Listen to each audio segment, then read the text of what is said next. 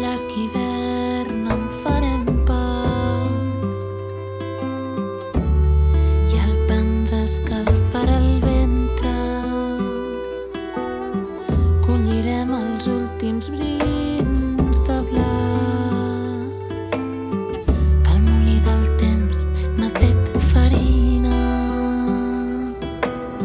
i amassarem amb l'aigua dels ruixats i del llevat per fer cruixent massa tupida.